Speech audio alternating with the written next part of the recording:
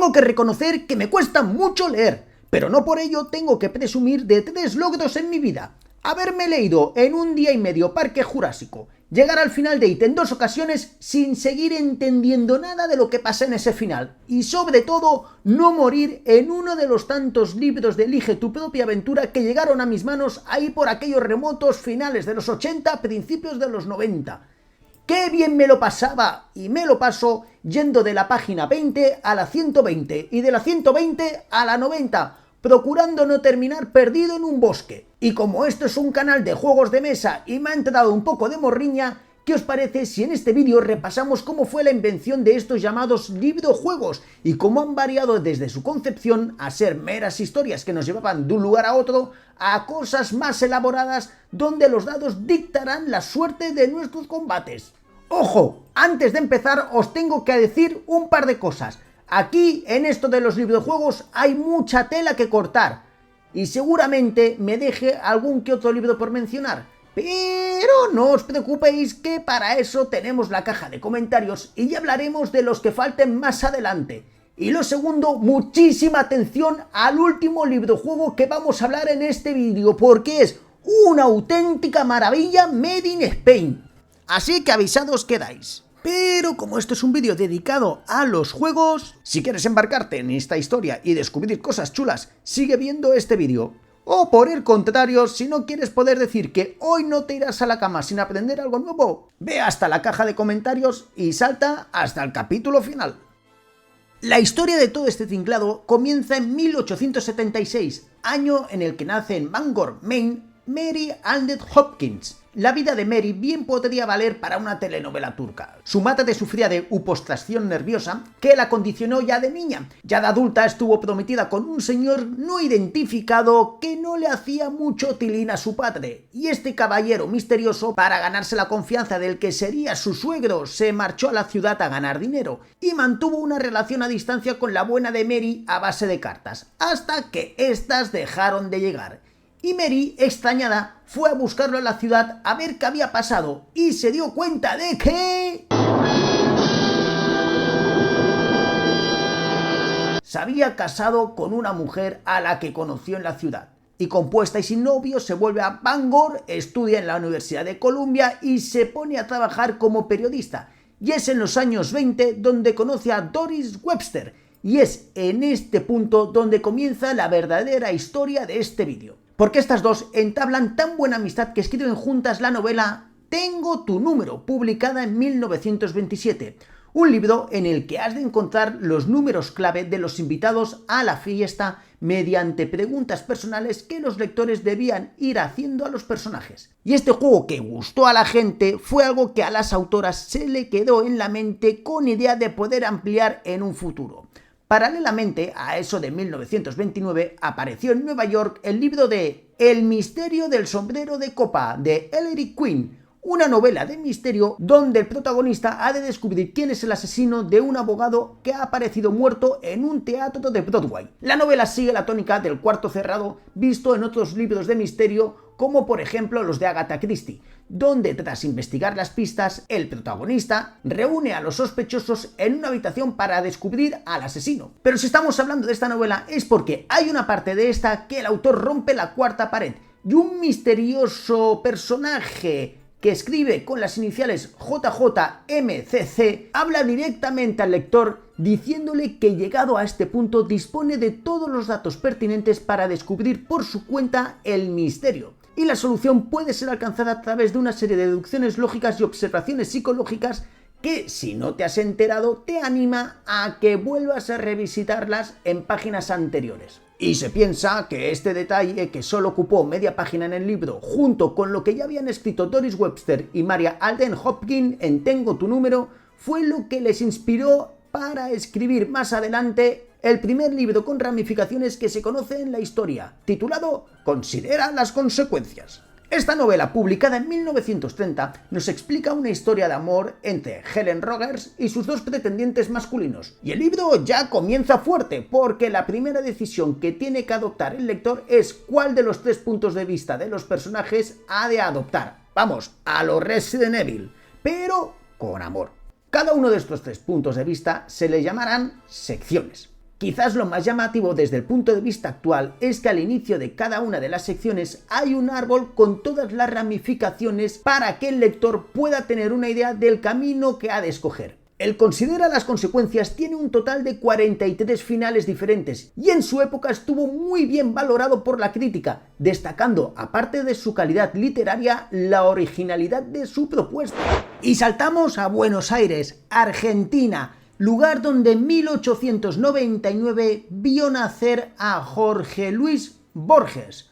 Borges es uno de los escritores más reconocidos del país que durante 86 años de su vida escribió más de 26 novelas, cuentos, ensayos o guiones de cine, y entre todos estos escritos aparece en 1941 Examen de la obra de Herbert Quain, un cuento que apareció por primera vez dentro de la colección El jardín de senderos que se bifurcan. En este libro, el mismo Borges se presenta como amigo del escritor ficticio Herbert Quain, y que tras la muerte de este, Borges se decide examinar la obra de Quain para reconocer su mérito a la sociedad. Así que comienza a repasar uno por uno todos sus escritos, una novela policíaca, una obra de teatro, una serie de cuentos y la más importante para la historia en la que estamos, la titulada Abril-Marzo, que es una historia contada al revés, a lo Memento, del final al principio, y que se pone compleja porque cada capítulo ofrece 3 versiones del mismo hecho. Y ya estáis viendo que bueno, iban saliendo cositas que en un futuro sería el germen de esto de los librojuegos. Pero no solo las novelas estaban experimentando en esto de hacer cómplices de las historias a los lectores. Para 1945 sale al mercado el cuento La búsqueda del tesoro, de un autor desconocido que firmaba con el seudónimo de Alan George. En este cuento nosotros tomamos el rol de uno de los 2 protagonistas, el niño o la niña, a lo Pokémon, y junto con el otro personaje vamos en la búsqueda de un tesoro del que hemos escuchado hablar a la gente del lugar. Iremos conociendo a diferentes personajes, visitando lugares y resolviendo problemas. El cuento tiene su parte escrita y al lado dibujos donde se nos muestra las diferentes direcciones del camino que queremos tomar. O ir a ver a los patos, como nos dice un abuelo, o meternos en medio del bosque. En este cuento se presenta algo muy interesante, y es que se pone como uno de los objetivos tener que resolver un crucigrama, y para descubrir las preguntas nos tocará ir visitando diferentes partes de la ciudad. Por ejemplo, esto que cruza la calle lo podréis ver en los dibujos 3, 6 y 11. Así que si queremos resolver el crucigrama, nos toca sí o sí intentar visitar el mayor número de páginas. Y se puede decir que con este cuento estamos ante el primer librojuego que combinaba historia con retos. Y poco a poco se fue trabajando para mejorar el sistema, adaptándolo a los diferentes estilos, gustos y edades, y también evolucionando según iba evolucionando la sociedad.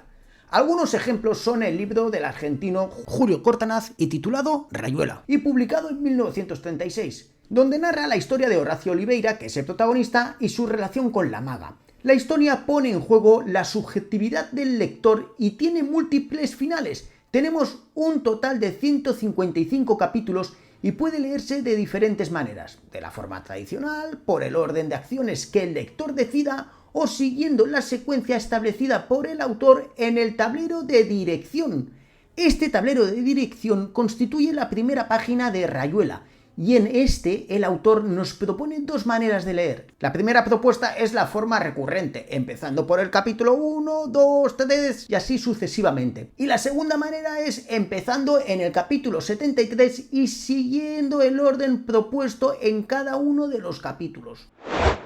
Otra editorial que estuvo haciendo sus pinitos en esto de inventar cosas nuevas para el lector fue la editorial francesa Oulipo, que con la publicación de varias obras experimentaron esto de las ramificaciones y juegos matemáticos en sus novelas. También encontramos cosas en la novela de 1969 The French Litman Woman de John Fowler. Con idas y venidas, en esta historia de amor nos encontramos con 3 finales al cual se llegará en un momento en el que el narrador interviene y nos da a elegir qué final es el que queremos para la trama. Y por supuesto no nos podemos olvidar del cuento Lucky Les, las aventuras de un gato, de Edmund Wallace Hiddick, que salió a la venta en 1967. Aquí el lector debe determinar el destino de un gato llamado Les y tomar las decisiones que nos irán indicando las diferentes páginas del cuento. Y entre idas y venidas llegamos al año 1972, época en la que aparece la serie de libros Tracker de la editorial inglesa Transworld.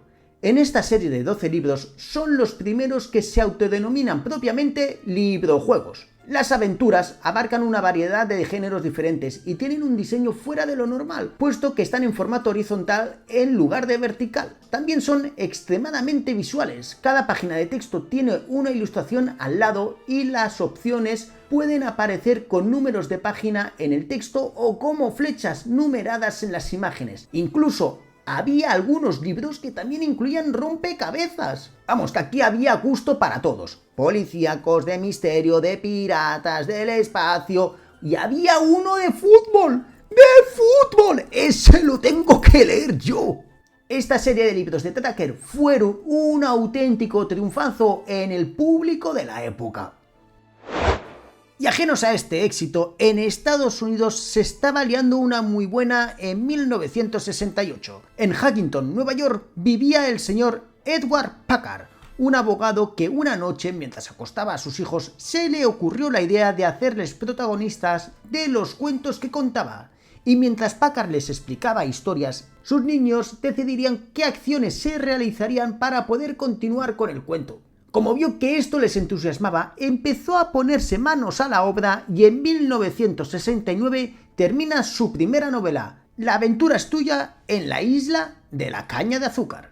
Un libro que lleva a un chaval a vivir aventuras en la isla de la caña de azúcar y donde se enfrentará a piratas, tiburones, cocodrilos, hasta llegar a varias conclusiones dependiendo de las decisiones que hubiera tomado. El libro, al final de las páginas, nos hacía una pregunta para que nosotros decidiéramos qué acción queríamos tomar. Si queríamos, por ejemplo, enfrentarnos de cara a los piratas, pues nos teníamos que ir a la página 15. O en su lugar, si queríamos salir por patas, nos íbamos a la página 48.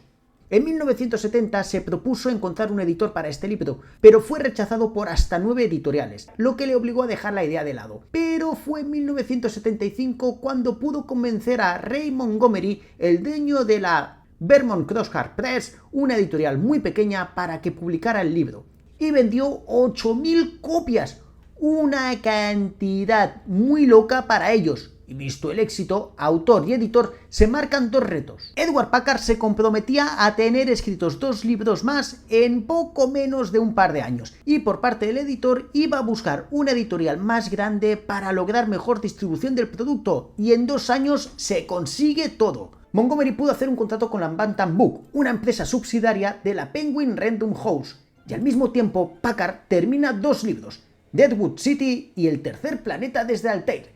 Y es en esta edición, la de Bantam, que junto con estos 2 primeros libros aparece el encabezado de Elige tu propia aventura. Y como era previsible, la serie tuvo un gran éxito. Vamos, fue un auténtico bombazo. Pero es que el boom le llegó en 1981, cuando la mismísima New York Times hizo un artículo alabando esta saga de libros. Durante 10 años sacaron más de 90 novelas entre todas sus líneas, desde la principal, que es la que conocemos la mayoría, hasta las diferentes ediciones, como la del Globo Azul, que eran historias más reducidas, la dedicada a los halcones del espacio, que era un grupo de chavales que vivían siglos en el futuro y tenían aventuras a lo Star Wars. Elige tu primera aventura, que estaban pensados para niños más pequeños. Elige tu propio escalofrío, que como su nombre da a suponer, estaban centrados en historias de terror juveniles. O la que es mi favorita de todas, Elige tu propia aventura, las aventuras del joven Indiana Jones, que fueron 6 libros que nos llevaban a vivir las aventuras del joven Indy. La serie se hizo inmensamente popular en todo el mundo y habían títulos que se tradujeron en más de 25 idiomas. Y no siempre era Packard el escritor de los libros, por aquí pasaron muchas manos. Incluso Ray Montgomery, el que fue su primer editor, era también uno de los que más historias habían escrito en toda la saga. Y por cierto, aunque no haya aparente correlación entre los libros porque son historias distintas, hay un personaje que se repite en varias historias, y es la doctora Nera Vivaldi, que aparecía con frecuencia en el papel de amiga del lector. tanto daba donde transcurriera la historia, si en el siglo XX o en un futuro espacial. La doctora Nera solía aparecer en las páginas. Eso sí, solamente salía en alguna de las historias que había escrito Packard. El resto de autores, la verdad es que no tuvieron en cuenta este personaje. Pero tal alto subes como puedes bajar. Y en los años 90 la saga sufrió un descenso de ventas muy alto.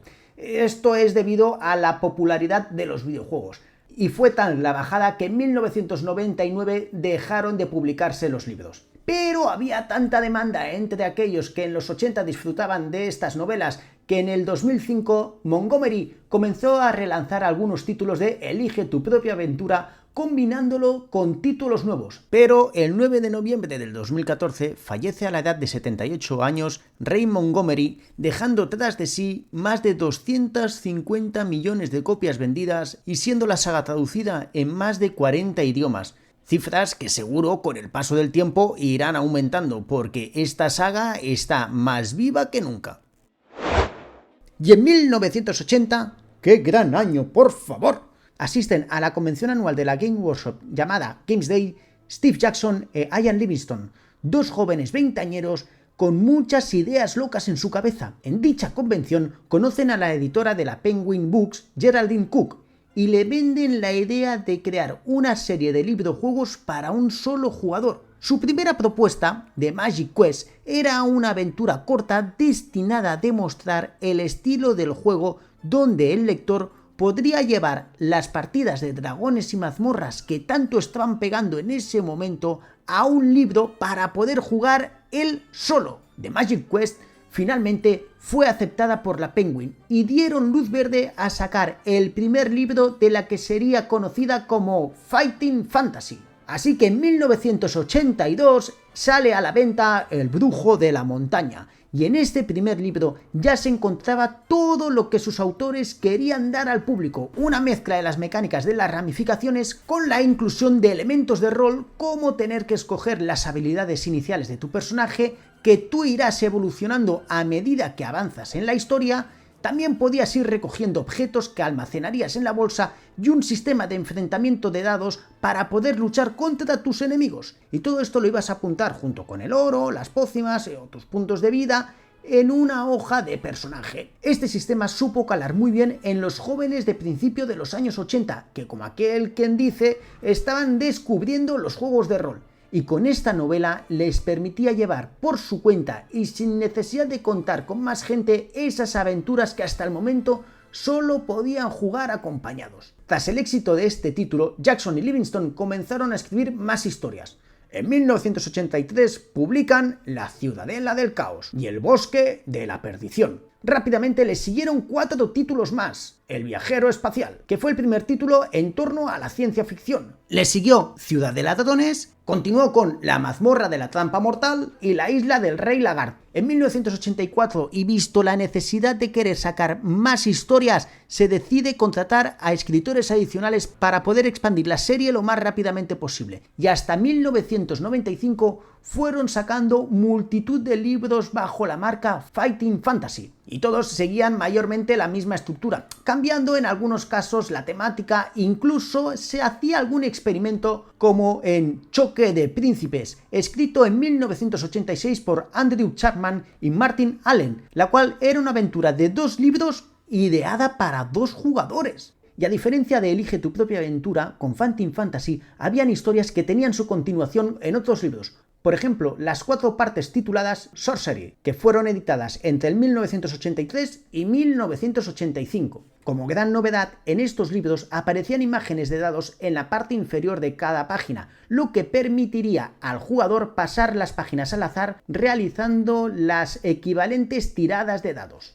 Aparte, las historias de Sorcery fueron tan emblemáticas que en 2013 se llevaron a las principales plataformas de videojuegos, como era PlayStation, Xbox, hasta Nintendo Switch puedes jugar al Sorcery. Bueno, y también en iOS y Android, que no hay excusa para no echar una partida, vamos. Pero como les pasó a la gente de Elige tu propia aventura, aquí los videojuegos hicieron mucho daño. Y la popularidad de estos libros empezó a decaer muchísimo a partir de los años 90. y en 1995 se dejan de editar libros de la línea Fighting Fantasy, con más de 60 titulazos a sus espaldas. Pero en 2002 la gente de Wizard Books adquirieron los derechos de la serie, porque claro, la gente lo estaba demandando y han relanzado la saga, y si sabéis buscar un poquito vais a poder encontrar antiguas y nuevas novelas de la serie Fighting Fantasy. Y creo que llegados a este punto toca hablar de Don Joe Dever y Lobo Solitario. Nacido en 1956 en Inglaterra, Dever era un entusiasta de los wargames y un fanático de dragones y mazmorras casi desde que salió a la venta el juego. Entre 1975 y 1977 ya había inventado un mundo de fantasía que llamaría Mangamund y usaría para sus campañas de dragones y mazmorras, y el cual fue evolucionando este mundo durante años hasta que en 1982 llega a sus manos El Brujo de la Montaña. Este libro del que ya hemos hablado le hace un boom en la cabeza y empieza a trabajar en una adaptación del mundo que había ideado para las campañas de dragones y mazmorras, adaptándolo a una serie de libros que seguirían una premisa parecida a lo que había leído. Para su libro se basaría en las novelas de Tolkien y el poema de Beowulf, entre otros, y en poco menos de un año tiene un borrador de su historia y se presenta a las puertas del editorial londinense Hutchinson's con dicho borrador y una idea para 13 libros. La editorial, viendo la pedazo de historia que tenían en sus manos, no dudan en cerrar un acuerdo con el autor, eso sí, solo para 4 libros. Este primer libro tenía algunas cosas parecidas a las de Fighting Fantasy a la hora de diseñar tu personaje. Tenías que elegir tus habilidades iniciales, tus accesorios, tu nombre, pero había una gran diferencia, y ese era su sistema de combate y el uso de una tabla de resultados que, dependiendo de las tiradas de dados, tanto para defenderte como para atacar, te restaría a ti o a tu rival puntos de resistencia. Así que en julio de 1984, con todo montado, sale a la venta Huida a la Oscuridad, el que sería la primera parte de la saga de libros conocidos como Lobo Solitario, donde empezaríamos a vivir aventuras en este mundo de Magnamund. Y esta primera historia gustó muchísimo tanto a público como a crítica, y esto hizo que la editorial diera luz verde a sacar todos los libros de la saga que fueran posibles. A diferencia de otros libros del mismo estilo, la calidad literaria que había mostrado Joe Dever estaba muy por encima del resto de títulos, con una prosa mucho más rica y mucho mejor estructurada. Fijaos si son buenos que entre 1985 y 1987 3 libros de la saga ganaron el premio al libro del año. La gente demandaba la continuación de Huida a la Oscuridad y esta no se hace esperar. En 1984 sale Fuego sobre el agua. Le sigue ese mismo año Las cavernas de Kaild.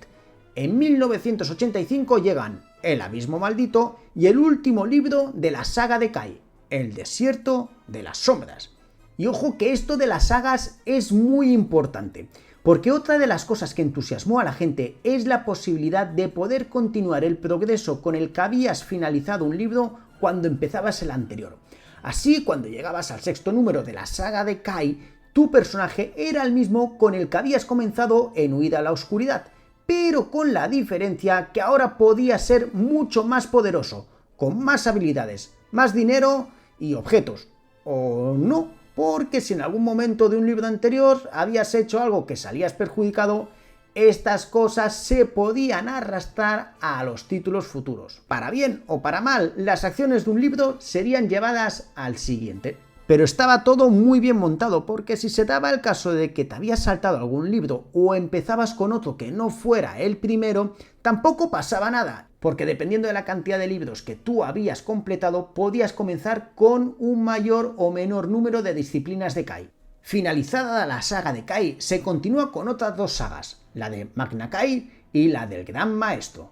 Y en todas ellas también podías, en cierta forma, continuar los progresos de las sagas anteriores. Y estos libros, aunque no tuvieron tanta tirada como los de Elige su propia aventura, sí que es verdad que consiguieron un nivel de fandom muy pocas veces visto en un libro de este tipo.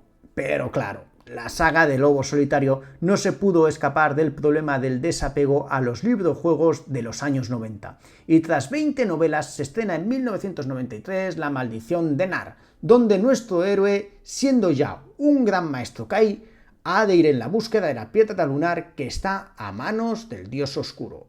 Y tras la publicación de este número se pone fin a la saga. Pero ojo, que para beneplácito de los fans, Joe Dever dio su permiso para que desde la web Project Aon, que era una web que estaba llevada por fans de la saga, distribuyeran los libros de Lobo Solitario del 1 al 20, de forma gratuita y por internet. Y más tarde también permitió que se pudieran distribuir los números del 21 al 28, que fue nombrado la saga de la Nueva Orden, que continuaba con toda la historia vista hasta el momento. Los fanáticos del Lobo Solitario demandaban sin parar que siguieran saliendo libros, y era tal la demanda que durante la década de los 2000 fueron saliendo diferentes ediciones, algunas introduciendo pequeñas modificaciones en la historia, como por ejemplo la edición de Mongos, publicada en 2007, donde el inicio del libro es ligeramente diferente. Aquí nada más comenzar ya empezamos peleando, en lugar de estar en el bosque recogiendo ramas como ocurría en la versión primigenia. Y lo más importante, que pasábamos de casi 200 secciones a más de 500. Actualmente la saga está muy viva. Si en España os queréis acercar a ellos, tenéis la editorial Cealeno Books, que van sacando campañas de financiación para poder adquirir en bloque las diferentes sagas de Lobo Solitario. O si no, si también lo quieres, puedes comprar los libros sueltos en tu librería habitual. Ya estáis viendo, que el Lobo Solitario está más vivo que nunca. Y para terminar este vídeo quiero hacer mención especial de la que para mí es una de las joyas en esto de los librojuegos, y nos viene directamente de España, porque estamos hablando de uno de los mejores cómics que se han escrito jamás, como es Super López. Para aquellos que no lo sepáis, Super López es uno de los cómics emblemáticos que tenemos aquí en España. Del autor Han nos explica, en forma de parodia de Superman, las aventuras de Joconel, un extraterrestre del planeta Chitón, al que siendo un niño y por despiste de sus padres termina en un cohete dirección al planeta Tierra, donde es adoptado por una familia que lo rebautizan con el nombre de Juan López. Las historias de Super López, sobre todo las primeras, son una auténtica delicia. Desde el Supergrupo, que es una parodia de Los Vengadores, la Caja de Pandora, que es una aventura espacial donde Super López ha de procurar que no se abra la famosa caja de la susodicha, o El Señor de los Chupetes, que este cómic es maravilloso. Super López se ha de hacer con unos chupetes mágicos que rondan por todo el universo antes que el malo de esta historia se haga con el poder del mundo. También tenemos la gran superproducción, la semana más larga, los cabecicubos... Bueno, es que me estaría horas hablando del Super López y no acabaría. Pero como aquí hemos venido a hablar de librojuegos, nos tenemos que ir al año 1987, en concreto en el número 15 de la colección, que se tituló Los Petisos Carambanales y otras petisoperías. Si os acercáis a este cómic, vais a encontrar dos historias. Una de ellas se titula Petisoperías, y aquí vemos a Super López en un viaje a lo Gulliver, donde tras un mal sueño el protagonista se despierta en el país de los petisos carambanales, que si no lo sabéis son unos muñecos pequeñitos de aspecto muy mono y color amarillo, a los Simpson. Este primer cómic tenía como gracia que las burbujas de los petisos se salían unos símbolos raros, y para saber lo que decían entre ellos tenías que acudir a la contraportada del cómic, donde había un diccionario petiso español. Pero no es esta historia a la que quiero hacer mención, sino a la segunda de ella, porque la gran magia de este cómic se titula La espantosa, extraña, terrorífica historia de los petisos carambanales. Y esto, señores, es historia del cómic mundial. Tenéis en formato cómic una historia al elige tu propia aventura, donde el bueno de Super López debía de evitar que el profesor Escariano Avieso dominara la ciudad usando una superpoblación de petisos carampanales que estaban floreciendo mágicamente y no se sabe del porqué. Madre mía, qué risa cuando tomabas un camino que no era el correcto. Si es que podías hacer que el bueno de Super López terminara en una isla desierta mientras te maldecía por tu mala elección, o hacer que un sociólogo os haga un estudio de las consecuencias de dejar campar a sus anchas a los petisos. ¡Ojo! Que hay un final en el que Luis Alanas descubre que Juan es Super López y se casan. Y yo os aventuro que este no es el final bueno, porque los que ya conocéis al personaje sabréis lo raro que es esto. Y ahora tenéis que reconocerlo, que los que habéis nacido en los 80 estáis soltando lágrimas sin parar. Y hasta aquí hemos llegado en esta primera historia de esto de los videojuegos. Y como os habréis dado cuenta y ya os he avisado anteriormente, me he dejado bastantes por nombrar. Y libros muy chulos, como por ejemplo En las cenizas, del bueno de Pablo Aguilera, o novelas basadas en mundos de Lovecraft, o rarezas como los Duel Books, que yo creo que bien podía entrar en esto de los videojuegos. Pero es que hay un montón y si no este vídeo sería eterno. Así que os animo a que si encontráis a faltar alguno, os vayáis a la caja de comentarios y me lo digáis. Y en el próximo vídeo que dedicaremos a esto de los videojuegos, pues si se puede, hablaremos de ello.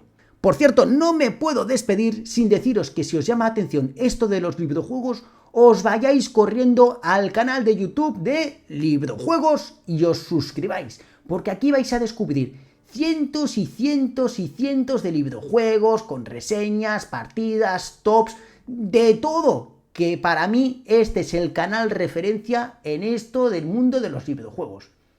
Y ya sin más, como siempre, yo me despido de todos vosotros y nos vemos en el siguiente vídeo.